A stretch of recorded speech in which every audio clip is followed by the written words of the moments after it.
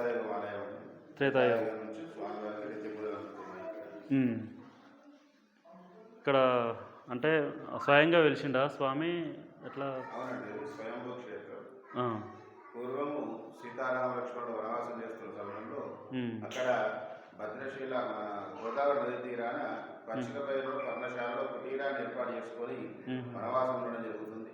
అప్పుడు సీతమ్మ వారిని అపహరించుకోవడానికి రావణాసురుడు మాయలేడిని అక్కడికి పంపించి అక్కడ మారీషుడు మాయలేడి రూపాన్ని దాచుకుని వాళ్ళకి కనిపిస్తాడు. కనిపించినప్పుడు సీతమ్మ వారు ఆ లేడీ చూసి ముచ్చటపడి స్వామి నాకు ఆ లేడీ కావాలని కోరుకుంటుంది.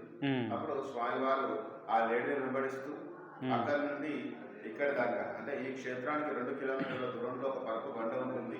ఇక్కడ దాకా వెంబడిస్తూ వచ్చి ఇక ఇది మాయామృగమే గ్రహించి స్వామి బాణాన్ని సంధించడం జరుగుతుంది. ఇక్కడ ఆ బాణం తాకగానే లేడీ మనిషి రూపానికి వచ్చి బండ మీద పడిపోతుంది.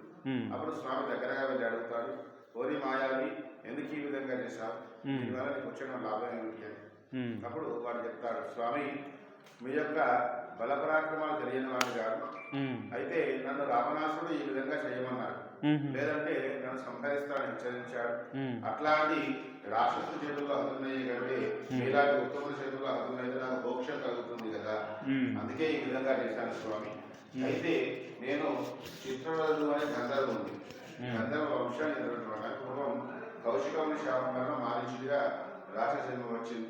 ఇప్పుడు మీ యొక్క బాణం తాకగానే ఆ బాణ స్పర్శతో నాకు శాప విమోచనమై మళ్ళీ నా గంధర్వుడు నాకు తిరిగి వచ్చింది స్వామి. కాకపోతే నేను చేసినటువంటి తప్పిదానికి అమ్మవారిని మిమ్మల్ని దూరం చేయడానికి మధ్యవర్తిత్వం వహించాను కాబట్టి నాకు ఈ పాపం ఊరికే పోదు.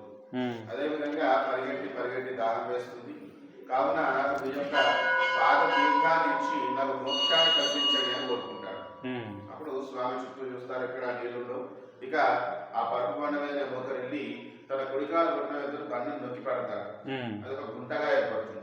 అందులోంచి వచ్చిన పాదాలంటే స్వామివారి పాదాన్ని స్పృశిస్తుంది. ఆ తీర్థాన్ని వాడికి ఇచ్చి మోక్షాన్ని గ్రహిస్తాడు. ఇక వాడు కోరుకుంటాడు, స్వామి నాకు ఇక్కడ శాప విమోచనమైనందున ఇది లేడి బండగా శ్రవణాలు చెందాలి.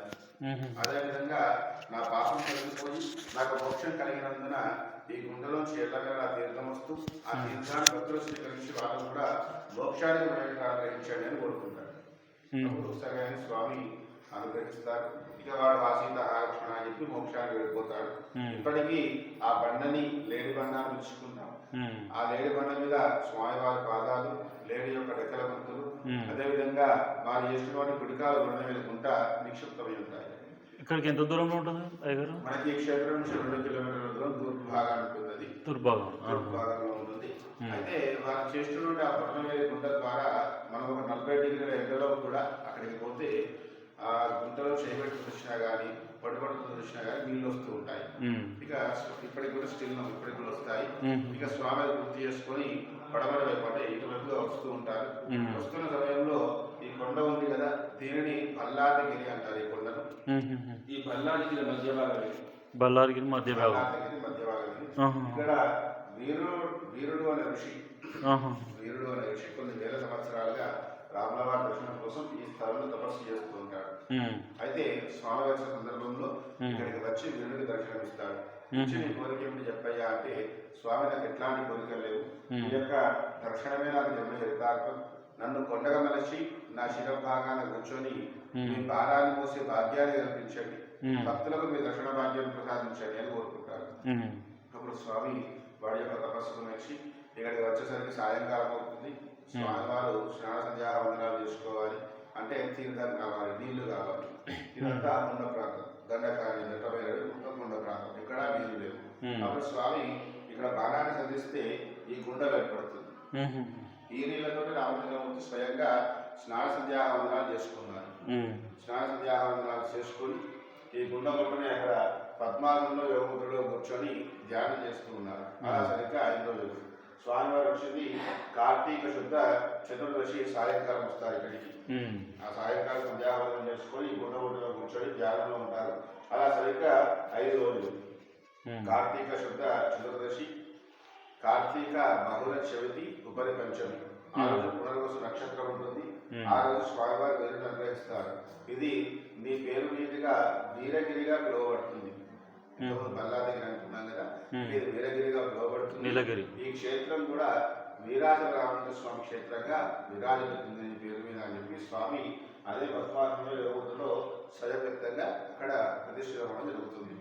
ఆ తర్వాత స్వామివారి ఎడమ వైపు సీతామ్మవారిని, కుడివైపున లక్ష్మణ స్వామిని త్రేతాయుగంలో అప్పటి ఋషికుంభంలో అక్షామూర్తులుగా ప్రతిష్టాపన చేశారు. ఇక అది ప్రామాణికంగా తీసుకొని స్వామివారికి ప్రతి ఏటా కార్తీక శుద్ధ చతుర్దశి నాడు సాయంకాలం బ్రహ్మోత్సవాలు ప్రారంభమవుతాయి లక్ష్మీ పూజతోటి. కార్తీక స్వామివారు తెలిసినటువంటి రోజు కార్తీక బహుళ శమితి ఉపరి పంచమి లేదా పంచమి నాడు పునర్వసు నక్షత్రం రోజు స్వామివారికి కళ్యాణోత్సవం నిర్వహించబడుతుంది.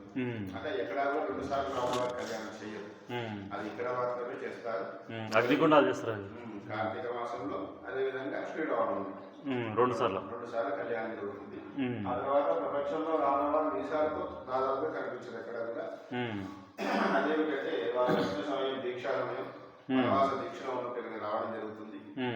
అదేవిధంగా ఆ వనవాస దీక్షలో ఉన్నప్పుడు ఏంటంటే క్షురకర్మం చేసుకున్న ఏదైనా దీక్షలో ఉంటే సో దానికి ప్రత్యేకంగా స్వామివారు క్షత్రియ రూపంలో మనకి ఇక్కడ మీసాలతోటి దర్శనమిస్తూ ఉంటారు రామచంద్రమూర్తి. ఆ తర్వాత వారు చేస్తున్నటువంటి గుండాన్ని రామగుండం అంటారు, ఈ తీర్థాన్ని రామతీర్థం అంటారు. ఈ గుండం 40 అడుగుల లోతు ఉంటుంది. 40 అడుగుల లోతు ఉంటుంది. దీంట్లో నీళ్లు ఎప్పటికి కానీ తగ్గవు, పెరగవు, వాసన రావు, పాపలు పట్టు. ఇప్పటికీ తీర్థంగా నిశ్చలంగా అదే విధంగా ఉంటుంది. ఇప్పటికీ కూడా ఫ్రెష్ గా అలాగే ఉంటుంది. అలా ఈ క్షేత్రం అనేది ఉంటుంది. అవును ఫ్రెండ్స్, మేమైతే ఇక్కడికి జిడికల్ రామచంద్ర స్వామి టెంపుల్కి అయితే వచ్చినాం. ఇక్కడైతే చాలా మహిమగల శ్రీరామచంద్ర స్వామి అయితే వెలిసి ఉండు. చాలా బాగుంది ఫ్రెండ్స్. ఇక్కడికైతే అందరూ అయితే ఇక్కడికి వచ్చినప్పుడు ఇక్కడ దర్శనం చేసుకొని వెళ్ళండి. ఓకేనా, బాయ్.